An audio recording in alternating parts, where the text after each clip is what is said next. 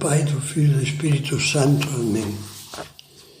Vinde, Espírito Santo, enchei os corações dos vossos fiéis e acendei neles o fogo do vosso amor. Enviai o vosso Espírito e tudo será criado, e renovareis a face da terra. Vamos enfrentar a oitava meditação sobre a ressurreição de Cristo e a esperança cristã. E o tema desta meditação é o seguinte: São Paulo, a esperança e a luta. São Paulo, no final da primeira carta aos Coríntios, menciona detalhadamente numerosas aparições de Cristo ressuscitado e termina evocando a última delas, o seu encontro pessoal com Jesus ressuscitado às portas de Damasco, o fato que transformou inteiramente sua vida. E por último de todos diz: apareceu também a mim como a um abortivo, porque sou o menor dos apóstolos e não sou digno de ser chamado apóstolo, porque persegui a Igreja de Deus. Tão marcante, tão decisivo foi esse encontro, que os Atos dos Apóstolos trazem 3 narrações muito extensas, 2 delas contadas pelo próprio protagonista, desse evento que mudou Paulo de perseguidor em apóstolo. A partir daí, o motor da sua infatigável missão apostólica foi o amor a Jesus, aceso para sempre na sua alma. O amor de Cristo nos constrange, dizia. Sim, Ele morreu por todos, a fim de que os que vivem já não vivam para si, mas para aquele que por eles morreu e ressuscitou. O seu programa de vida passou a ser este: eu vivo, mas já não sou eu que vivo, é Cristo que vive em mim. A minha vida presente na carne, eu a vivo na fé no Filho de Deus que me amou e se entregou por mim. Para mim, o viver é Cristo e morrer é lucro. Estar com Cristo é incomparavelmente melhor. Vejamos agora a humildade de um gigante. Por mais que passassem os anos, Paulo nunca se esqueceu de que fora um perseguidor de quem Jesus teve misericórdia e que o escolheu gratuitamente, sem mérito algum da parte dele. Comparando-se com os outros apóstolos, via-se a si mesmo como um aborto, como o mais indigno.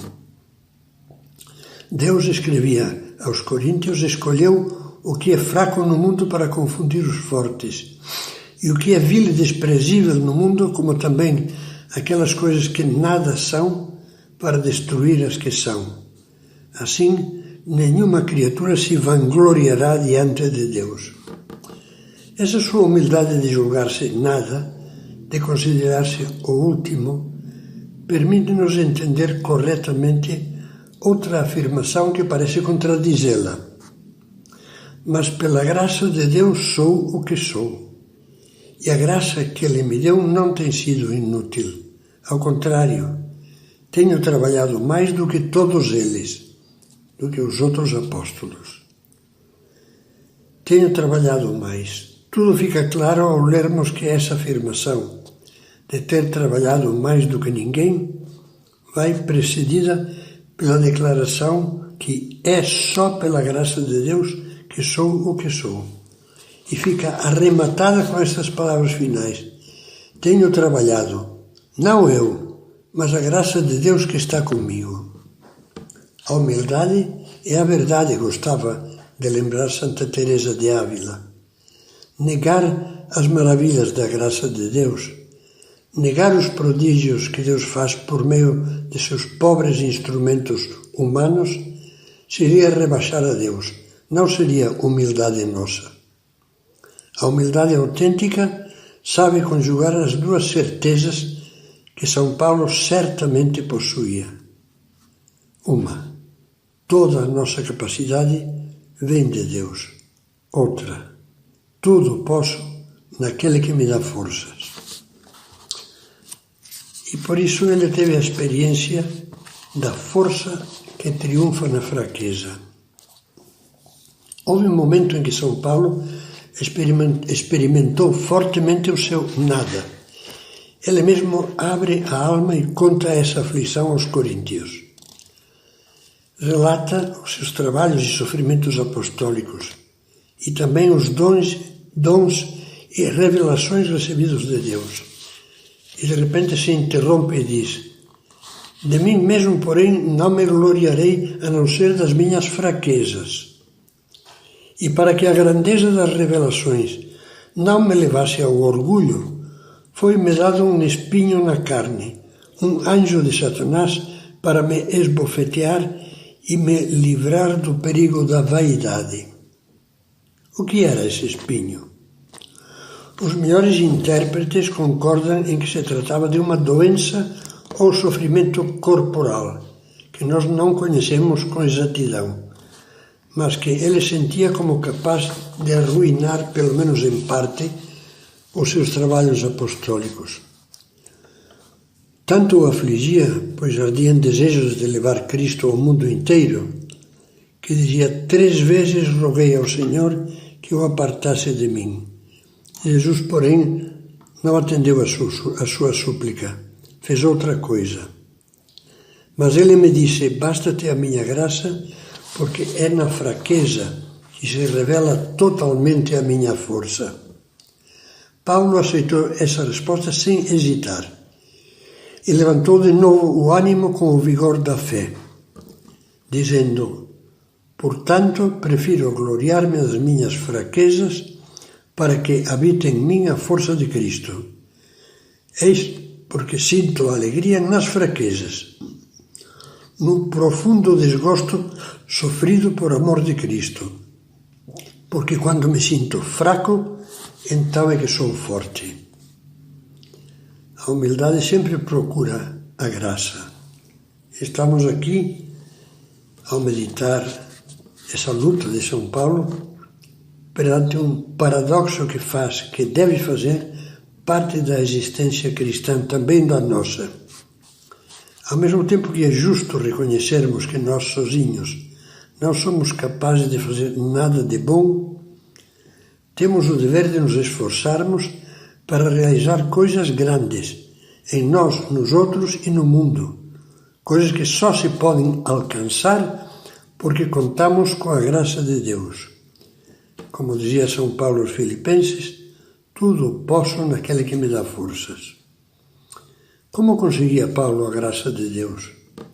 Do mesmo modo que nós devemos fazê-lo, procurando-a na oração, nos sacramentos e no mérito sobrenatural das boas ações realizadas por amor. Essas são as 3 grandes fontes da graça. Primeiro, oração. Aos Tessalonicenses, na mais antiga carta de São Paulo que se conserva, escrita por volta do ano 50, o apóstolo exortava: vivei sempre contentes, orai sem interrupção, orai também por nós. Era um eco do ensinamento de Cristo. É preciso orar sempre e não desfalecer. E daquilo que o próprio Paulo fazia constantemente. Em todas as minhas orações, rezo sempre com alegria por todos vós. Lembro-me de ti, dizia a Timóteo. Lembro-me sem cessar nas minhas orações, de noite e de dia. Primeiro, oração. Daí vem a graça. Segundo, os sacramentos, que, quanto à importância, estão em primeiríssimo lugar. Ao lado da insistência na oração, São Paulo ensinava que sem a Eucaristia, celebrada e recebida com as devidas disposições, o cristão não poderia ter saúde espiritual e forças. Ficaria sendo uma alma doente, morreria de fraqueza. Doía-lhe muito que alguns desrespeitassem a Eucaristia, como comenta no capítulo 11 da primeira carta aos Coríntios, ou que recebessem a comunhão em estado de pecado grave. Que cada um se examine a si mesmo, dizia, e assim coma deste pão e beba deste cálice.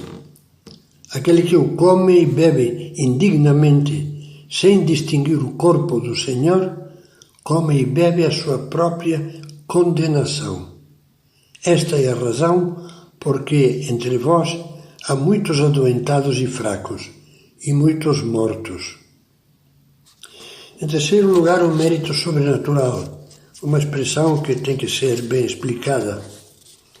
É bem conhecido o hino à caridade, com o qual São Paulo mostra que as nossas boas obras, mesmo as menores delas, têm valor meritório aos olhos de Deus quando estão inspiradas pelo amor e realizadas com amor. Aos Coríntios diz: ainda que falasse as línguas dos anjos e dos homens, se não tiver amor, sou como o bronze que soa ou como o símbolo que retine.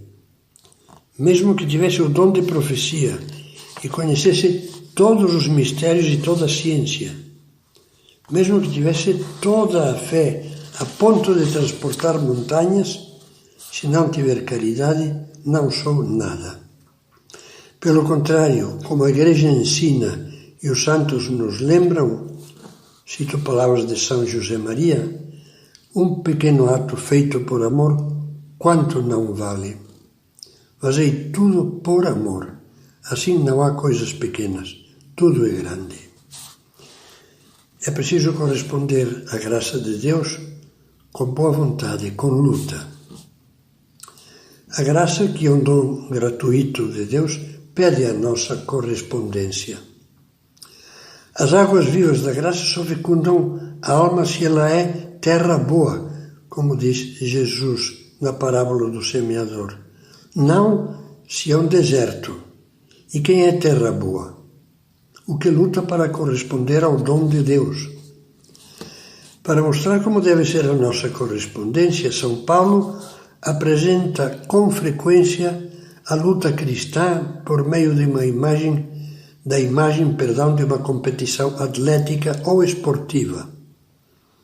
Dois textos entre muitos são especialmente esclarecedores. Na primeira carta aos Coríntios escreve: nas corridas de um estádio todos correm, mas bem sabeis que um só recebe o prêmio. Correi, pois, de tal maneira que o alcanceis. Assim corro eu, mas não sem rumo certo. Dou golpes, ele está pensando nos pugilistas, dou golpes, mas não no ar. Na prática é o que nos diz. Primeiro, correi de tal maneira que o alcanceis. É preciso lutar com garra, não como quem brinca só para acompanhar festivamente uma corrida. Pense, não é verdade que muitas vezes nos propomos melhorar, mas tanto a nossa decisão como o nosso esforço são um querer sem querer, e brincamos com Deus? Segundo, é preciso correr com rumo certo. Se alguém nos perguntasse que melhora você se propõe na sua vida cristã, talvez respondêssemos de um modo genérico: eu me proponho melhorar, quero trabalhar melhor, quero tratar melhor as pessoas lá em casa. Isso propriamente não é um rumo, mas um desejo vago. O rumo deve ser uma linha de conduta bem definida.